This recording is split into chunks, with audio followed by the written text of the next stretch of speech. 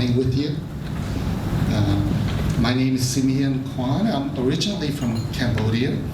My mom was born in mainland China in the Shantou area, but she was adopted at a very young age, and they her family brought her to Cambodia, so I was born there. I grew up in Cambodia.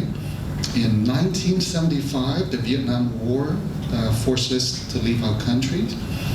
We were one of the first few immigrants. We left 10 days before Pol Pot and the Khmer Rouge came into the city, the capital city, and started the killing. So we were one of the first few refugees out. And being an early refugee, it was not bad at all. You know, I was just a little boy. We were in a refugee camp in Thailand, in Vietnam, and in Thailand, and then in San Diego. And the early camps, there were plenty of food. It was along the water in Thailand. So for a little boy, it was just like being at a summer camp. So it was fine. I mean, we've experienced some bombing and things like that in the country, but we were the early refugees. So I grew up in Cambodia. And like most Asian, you know, America, I was born in Cambodia, but I grew up in America. America offered us the American dream. So I grew up in America and just wanted to live the American dream and wanted to study hard and move up in the company, went to a good high school, a good college, got a good job, all these things, but nothing really satisfied. You know, when I was a junior in high school, I went to one of the best high school in the city. But when I was a junior, I started struggling with my life, and I started thinking about life. You know, sometimes when you don't think about life, it's better, but when you start thinking about life, it's just like not as good anymore. So I started thinking about life. I said, my life, even though I have all these things, it really has no meaning. And that's when I first started struggling with depression. And so I struggled with depression for 10 years and wanted to end my life a number of times. But in 1992, I went on a missions trip. And, well, I have to go back a few years. 5 years prior to that, when I was in college, I had experienced the worst week of my life. It was, I was depressed the whole week. And even when I went to sleep and in my dream, I was depressed. I figured, you know, at least when you're sleeping, you can run away from the depression. But when you're sleeping and you're dreaming that you're depressed, it's not a good thing. So even in my dream, I was depressed. It was a bad week. At the end of the week, I woke up, you know, one day and I cried out to Jesus. I said, Lord, if you're there, I need you. So in 1987, I accepted Jesus. But it wasn't until 5 years later, after a short-term missions trip to Russia, I came back and the Lord spoke to me. And I've never heard God speak to me before, even though I've been a Christian for 5 years. And the Lord spoke to me and He said, Seumean, from this day onward, you won't be depressed again. So, and I was like, oh, was that from God? Was it from me? You know, did I eat some pizza last night that was bad? Whatever the reason was. So I was afraid to share it with people, you know, that God spoke to me. But He did, and from that day onward, I had never been depressed again. And the Lord healed me just like that with depression. And so I'm so thankful to Him about it. I have 2 children. You met them earlier today. And so they travel with me every so often. And they hear my sharing all the time, so they don't need to hear it all anymore. So they're doing some work downstairs. I am so thankful to be here. I love being here in Malaysia. I love being here in Kuching. And it's really wonderful. You know, Dr. Tan was talking about some testimonies about healing. And, you know, we see a lot of that in the Bible. But many of us haven't experienced it in our lives because, you know, I lived many years of my life and I haven't experienced it until recently, not too long ago, maybe the last several years, 5 years or so. 5 years or so, we started seeing a lot of healing started taking place. It started, I remember it was New Year and Sunday service. And after the Sunday service, the Spirit of the Lord fell upon our church. People started crying and weeping. And I started crying and weeping. I was preaching that day, and at the end of the preaching, I was on the floor and I wept for like 30 minutes. And it was something special that the Lord started. The following Sunday, the same thing happened. The Spirit fell upon us. Everybody started crying, and I did the same thing. I cried. And then since then, we've seen God release so many types of healing in our midst. So many. We saw a lot of physical healing. We saw a lot of emotional healing. We saw a lot of spiritual healing. And you would be so surprised, if I'm going to share with you a lot of testimonies today. And we'll have other testimonies here as well. But God has been releasing some amazing things. I remember one of the first healing that we saw. I had a friend, she's an oncologist. She called me up one day. She's from one of the Middle East countries. She said, I have a very special friend, a brother in Christ at our church. And could you come and pray for him? He's dying in Houston, we has one of the best medical facility in the U.S. So it's well known, a medical center. So he's dying in a hospital, and would you come and pray for him? I said, so she called me on a Monday, and I said, well, I'll come on Friday. I'll come on Friday to pray for him. I'll bring a team with me.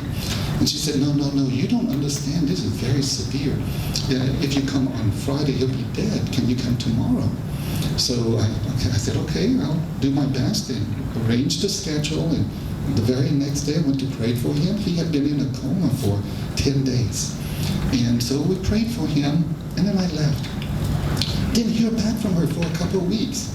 And then she finally called me back, and she said, Brother Seumean, he said, I am so sorry I haven't gotten in touch with you. I said, it's okay, but what's going on with your friend?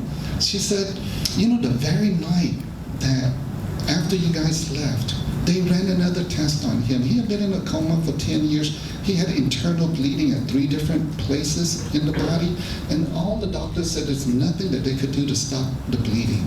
And so they didn't give him, to make it to pass through the night because of how severe it was.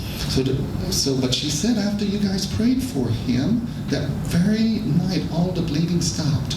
The very next morning he woke up and he started eating and walking, and he's doing very, very well. So we all praise God for that. So that was one of the first miracles that we experienced. And ever since then, we saw God begin to release so many other things in our midst. And the beautiful thing about it is that it can be released for many of the people. The churches started experiencing, our young people started praying for people, and people started getting healed. And there are different kinds of healing. Healing and restoration in relationship. Relationships are getting restored so quickly. You'll be surprised, instead of taking months, weeks and months, instead of months and years, it's taking sometimes days or weeks. And you see relationship being restored very quickly. I began to pray for all kinds of different people. I prayed for people with addiction, people that just have, people who's been depressed, people who's been suicidal,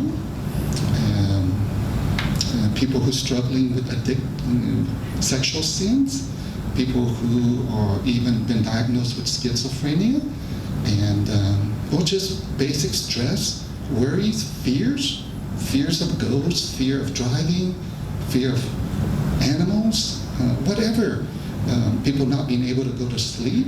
And we began to discover that all of these things God can heal, and it can happen very, very, very, very quickly. And we were really, really surprised. And like praying people with depression, very easy. And you'll be surprised at how easy it is. I was in South Africa, and we had an oncologist that had struggled with depression for 5 years. So she goes to this church that had invited me, and her husband had died 5 years prior to that time. And so she's been going through depression for 5 years. So she's gone to psychiatrists and counselors and others. And, they ministered to her. And yet, she was so depressed. So in her office, while we were visiting her, I said, can we spend some time praying for you? 2 hours, no longer depressed. So it happened very, very quickly. So a lot of the things that I'm going to share with you this morning, your first thought is, you won't believe me. You don't think it's possible, because I'm going to share some things with you that goes against what your experience has told you. Like, here's the statement that I'm going to make. And the first day, no one believes me. And the reason being is because your experiences have told you otherwise. Okay. But what if I were to tell you, it's going to be very easy to pray for people who are struggling with depression, people who are suicidal, people who are struggling with sexual sin, even people who have been diagnosed with schizophrenia, relationship issue, any of these things. That it's going to be very easy to pray for them, and that they could be healed very easily if they are willing. If they are willing. And if they haven't shut down their emotion. Those are the two conditions.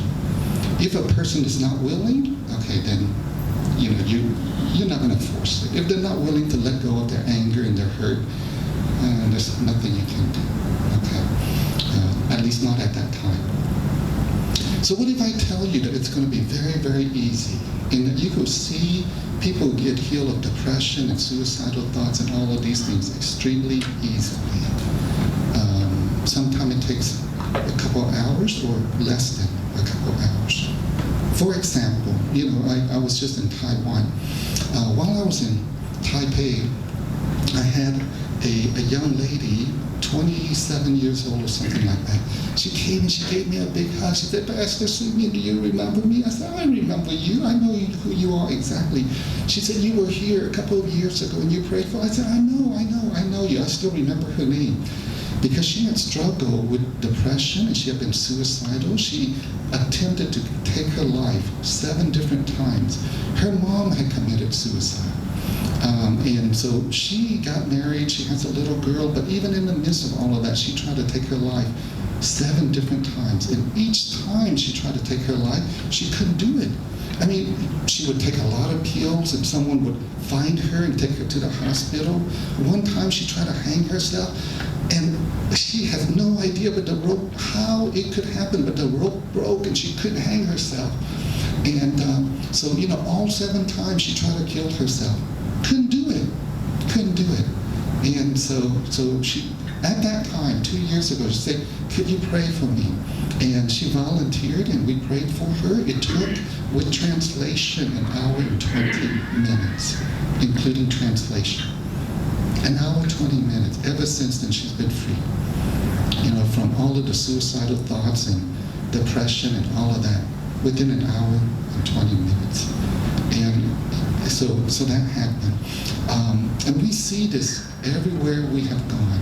Now the training, with emotional and spiritual healing and deliverance, usually it will take 3 days, for us to complete the training. We're not going to complete the training here, but I'm going to give you some principle and an overview, and you'll have a good understanding of it. And you will, after you leave, you will understand it so much better, even though you might not know it, fully how to do so, but you will understand it. So I was wondering, well, why would you medical and dental students and professionals need this thing? Why would you be here anyway? Because the topic is a little bit different, because most of you don't really understand what this topic is, because it's not being taught that much, among the churches. So why would you be here? How could you use it? Is it just for your patient? Or could you also apply it for your life? My guess is you could also apply it in your life, because no matter what our profession is, we all have stress, we all have at times relationship issues or financial issues or health issues, things that will cause us to be at times emotionally unstable or emotionally in needs. But I want you to hear a couple of testimonies, not just from myself, because I have a lot of testimonies, because I've been doing this for a couple of years now. But I want to ask my special friends and Dr. Altun and Trey Lynn to come up and to share with you their testimonies. Trey Lynn's personal testimony, along with how they have been able to use this in the ministry as well.